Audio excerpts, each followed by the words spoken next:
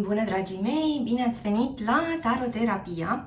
Astăzi vom face o etalare pentru cei dintre voi care sunt interesați de cineva anume sau sunt într-o anumită conexiune.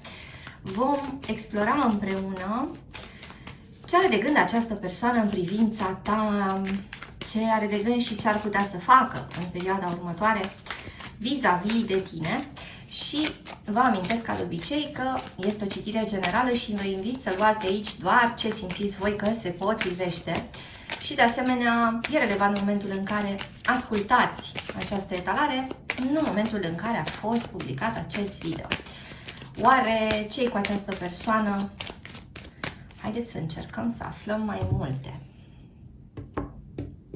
Ce are de gând în privința ta? Ce ar putea să facă? Și avem așa, Regina de Săbii, cu 4 de bastoane și cu această arcană îndrăgostiților. Interesantă energia aerului și energia focului. Am putea vorbi aici despre interacțiune dintre cineva într-un semn de aer și cineva într-un semn de foc, sau două persoane într-un semn de aer, două persoane într-un semn de foc. Voi da detalii de genul ăsta pe tot parcursul acestei etalări. Rămâi până la capăt. Voi adăuga de asemenea inițiale, date de naștere, pe tot parcursul acestei citiri. Așadar, iată, interesant că în primul rând avem aici o energie destul de rapidă. Aerul și focul în general se mișcă foarte repede și avem aici o suită de evenimente anunțate. În primul rând, această persoană percepe că tu ai fi ceva mai rece cu el sau cu ea. Percepe că tu ți-ai setat foarte bine teritoriul în ultima vreme sau percepe că vei începe să pui din ce în ce mai multe condiții. Avem de asemenea ocazia unei întâlniri apropo de un eveniment sau discutați în perioada următoare despre un eveniment. Vorbiți despre o petrecere, vorbiți despre o nuntă, vorbiți despre a sărbători ceva, unde teoretic ar trebui să fiți prezenți amândoi. Sau această persoană îți vorbește despre invitație de-a sa și de asemenea îți lansează invitația de a-i te alătura. Cu arcana îndrăgostiților, trăiți multă pasiune cu această persoană și în același timp simt în multe cazuri că împreună cu pasiunea vine și un grad de dificultate, vine un grad de dificultate și de complexitate în această conexiune. Așadar, spuneam, în mintea acestei persoane faptul că tu, ascultătorule, nu mai reacționezi așa cum s-ar fi așteptat, că tu, ascultătorule, ai fi început cumva să te pui pe primul loc, lăsând cumva în plan secund relația voastră sau interesul tău pentru el sau pentru ea. Vă rog să-mi spuneți cum rezonează. Acest 4 de bastoane îmi arată dorința acestei persoane de a găsi un prilej anume pentru a te avea lângă ea sau lângă el. Cu acest 4 de bastoane, spuneam, s-ar putea să vorbiți despre a merge undeva și a vă bucura împreună de un anumit eveniment. Dar atenție, 4 de bastoane vorbește și despre gradul de angajament dintr-o relație. Un 4 de bastoane împreună cu arcana îndrăgostiților pot indica apropierea unui angajament în relație. Și simt de asemenea că în anumite cazuri a face pași serioși mai departe cu tine vine cumva în această persoană și ca răspuns la ceva ce tu ceri într-un anume fel. S-ar putea ca tu, ascultătorule, să fi început să te definești mai bine și să te respecti mai mult. S-ar putea ca tu, ascultătorule, să fi devenit brusc o resursă rară în ochii acestei persoane, prin prisma condițiilor pe care tu ai început să le exprimi. Odată cu aceste condiții, odată cu năsprirea termenilor din partea ta, persoana asta are o teamă din ce în ce mai mare că s-ar putea să dispari, că s-ar putea să-i dai reject, că s-ar putea să se găsească în afara poveștii tale, în afara vieții tale. Este o teamă de a fi exclus. O teamă de a fi exclus sau o teamă de a fi cumva pe locul 2, 3, 10, de ca și cum tu, ascultătorule, i-ai spus că nu mai poate fi el sau ea o prioritate atâta vreme cât te tratează ca pe o opțiune. Dacă nu i-ai spus lucrul ăsta, i-ai arătat lucrul ăsta, da? Chiar mai bine decât ai spune cuiva lucrul ăsta, funcționează să-i arăți cuiva că nu ești acolo pentru eternitate și că nu funcționează orice în orice fel. Deci se pare că tu, ascultătorule, ai avut un cuvânt greu de spus vis-a-vis de această persoană și vis-a-vis de mai ales o schimbare în optica sa, o schimbare care s-ar putea să aducă de asemenea și o schimbare de comportament. Haideți să vedem mai departe, da? Suntem aici ca să explorăm ce ar putea să urmeze, da? Între tine și persoana asta, ce are de gând cu tine, ce ar putea să facă, iată 2 de 3. Aici avem o situație în care nu sunt doar 2 persoane implicate în relație. S-ar putea să vorbim despre un triunghi amoros, s-ar putea să vorbim despre un pătrat amoros și în cazul în care vă regăsiți într-o astfel de situație, vi se spune că persoana asta va încerca să facă un pas foarte concret și să te întrebe ceva foarte la obiect, ca să-și găsească de vorbă cu tine sau ca să-ți adauge și un mesaj important pentru el, pentru ea, pe lângă această scuză pe care simt că o caută. De asemenea, ce se vede aici este gândul acestei persoane vis-a-vis de ce ați putea trăi împreună și de asemenea, iată, cu 3-ul de monede, ce pot să fac vis-a-vis de a trăi mai mult cu această persoană, adică cu tine, ascultătorule. Haideți să obținem alte informații. Iată, avem aici pe cineva din Gemeni, din Scorpion sau din Berbec de asemenea. Și avem pe cineva care ajunge să înțeleagă un lucru destul de mare. Asta este energia judecății. O persoană care a stat cam mult pe gânduri și iată s-a mișcat destul de încet. Sau o persoană care pur și simplu s-a afundat în munca sa. O persoană care își dă seama de niște aspecte cheie dintre voi doi. Haideți să vedem acum câteva inițiale. Avem litera F, litera N, litera O, litera C, litera L sau de asemenea litera I. Avem până acum persoane care sunt născute pe data de 4, 14 ori 24 sau relații care au început prin luna aprilie. Mai avem de asemenea persoane născute pe data de 16, 26 ori 6, povești care au început în luna iunie. Sau luna iunie este o lună cheie pentru raportul vostru. Haideți să vedem mai departe ce cu persoana asta, ce are de gând, ce urmărește vis-a-vis de tine, ce ar putea să facă de asemenea. Iată ce interesant. Avem pe cineva dintr-un semn de foc care se gândește obsesiv la cineva dintr-un semn de aer sau la cineva dintr-un semn de apă. Avem aici o persoană care încearcă să-și recapete puterea, să se așeze din nou pe tron. Și o persoană care te pune din nou într-o lumină foarte favorabilă, ascultătorule, pentru că această energie a stelei vorbește despre admirație exprimată. Vorbește despre a recăpăta în mintea cuiva sau în sufletul cuiva locul tău bine meritat. O persoană care se gândește la tine foarte mult sau care te visează, o persoană care face tot felul de scenarii, dar o persoană care în același timp, până acum, nu ți-a dat de înțeles că lucrurile vor deveni mai serioase. Sau a ieșit din angajamentele sale, a început să exploreze și alte opțiuni, pentru că avem această energie a lui 7 de cupe. Așadar, cineva în care tu astăzi, ascultătorule, nu prea investești sau nu mai investești, Cine știe ce încredere.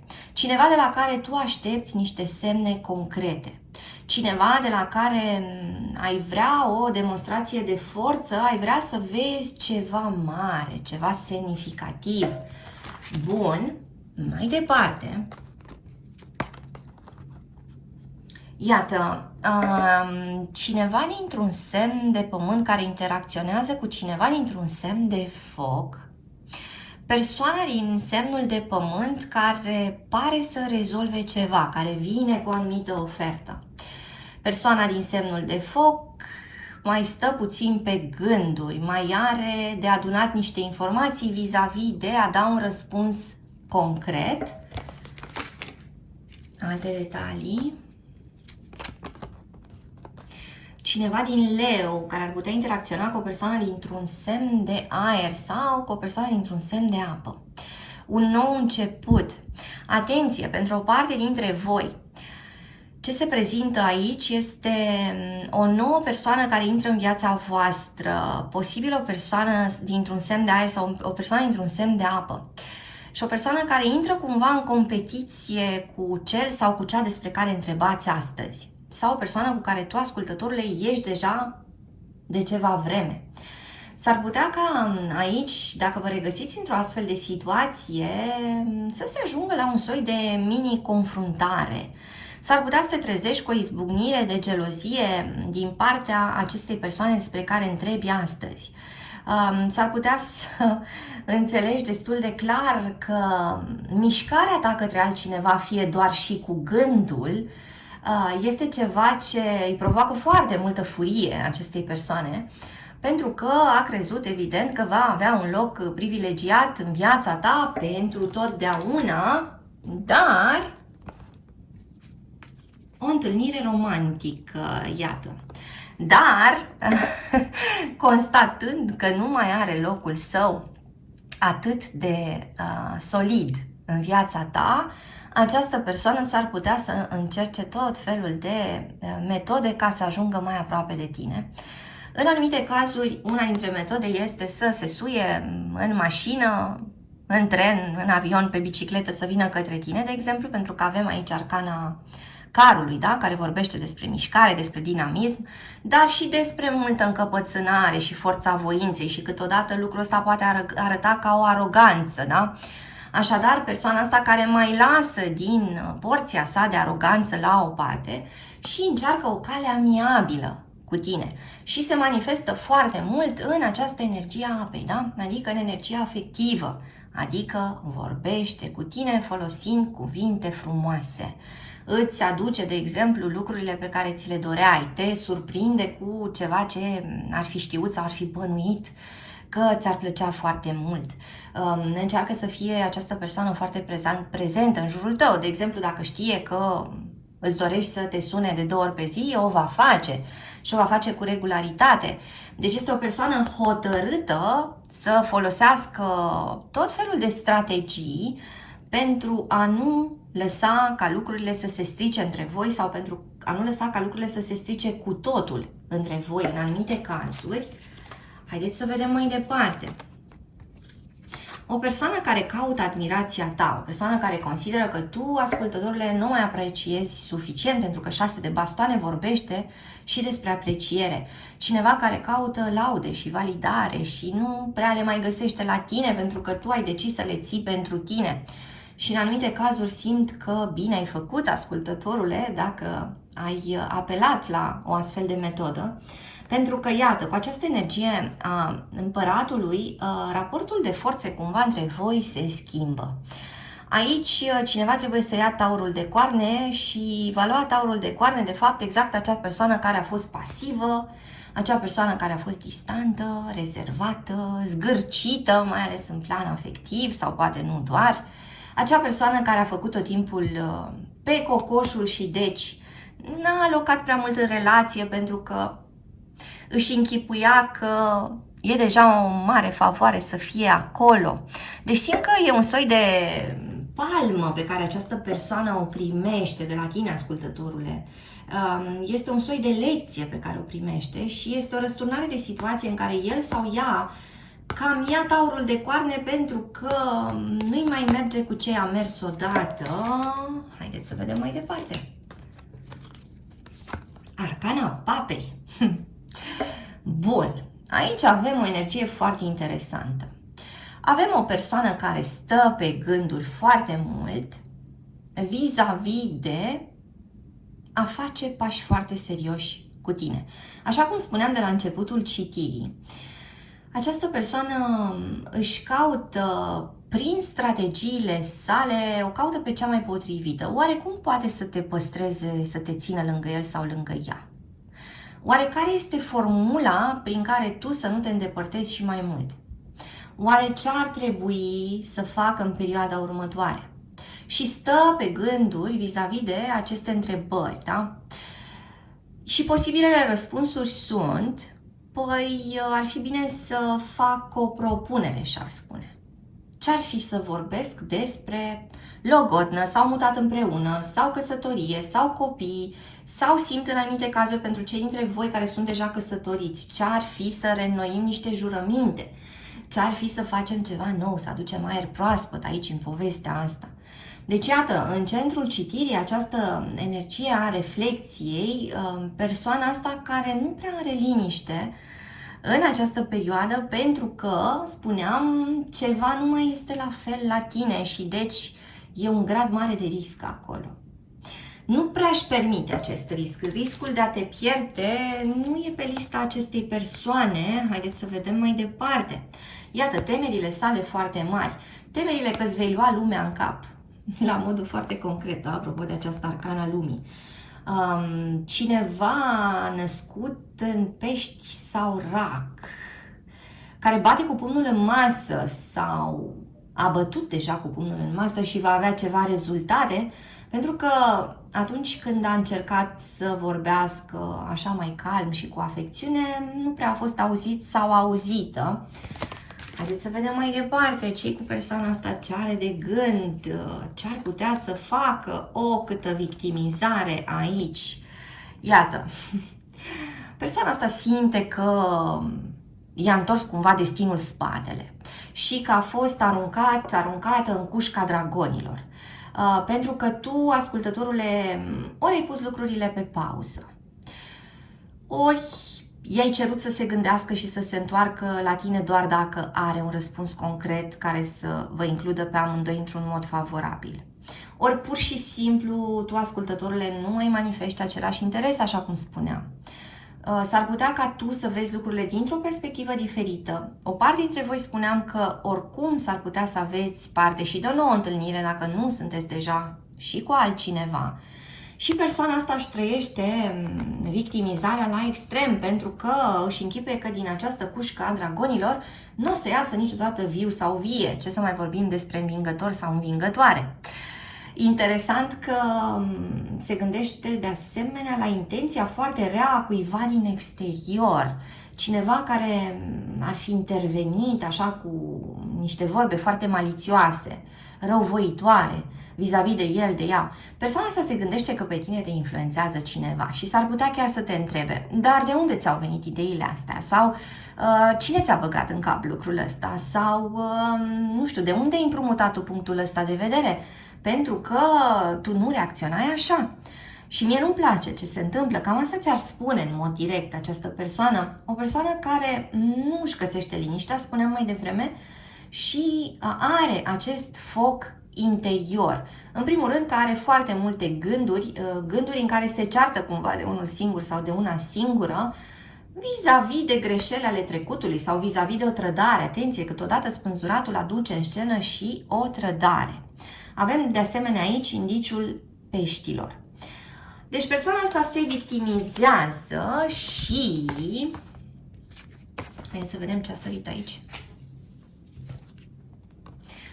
A sărit Marea Preoteasă și avem de asemenea eremitul cu acest valet de cupe și cu 4 de cupe. Păi această persoană se cam victimizează pentru că nu a fost sinceră până la capăt cu tine și acum își cam trăiește consecințele. Sau această persoană a menținut secretele sale sau tu ai știut tot timpul, ascultătorile, că există acolo un element central de care această persoană nu te lasă sub nicio formă să te apropii.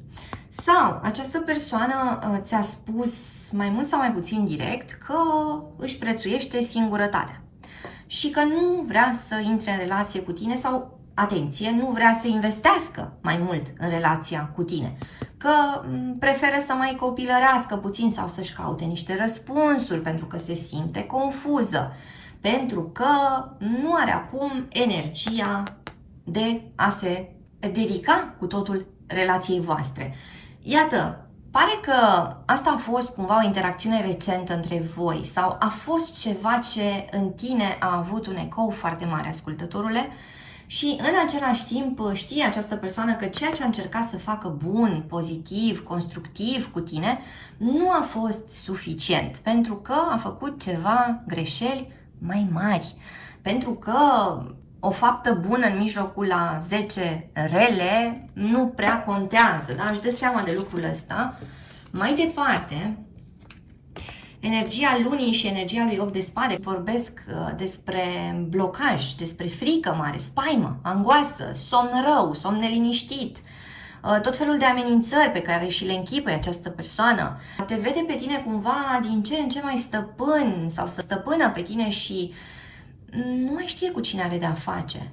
Lucrul ăsta generează în el sau în ea o dorință de a se ascunde, în primul rând, după care o dorință de a ieși din ascunzișul său, cerându-ți neapărat o explicație.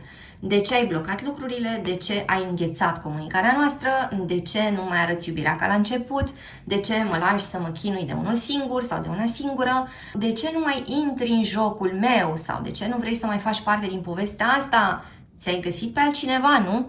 Știam eu că nu o să-mi fii fidel sau fidelă, deci persoana asta cu nesiguranțele sale, da? Cu neîncrederea sa, începe cumva să se uite la tine din ce în ce mai idealizat, să te pună din ce în ce mai sus, da? Să te urce tot mai multe trepte și cumva să se coboare pe sine. Dar atenție, aici necesitatea între voi este vis-a-vis de un echilibru și nu vis-a-vis de urcat pe cineva pe scenă sau pe piedestal.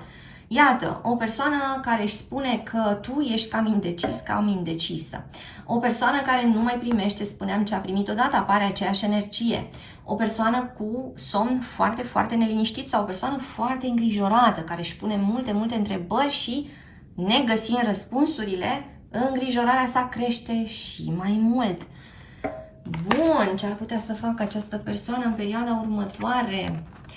Are cel puțin două opțiuni, jonglează cu cel puțin două opțiuni. Atenție, în anumite cazuri persoana asta se gândește care dintre relații ar trebui să o mențină dacă are două relații paralele.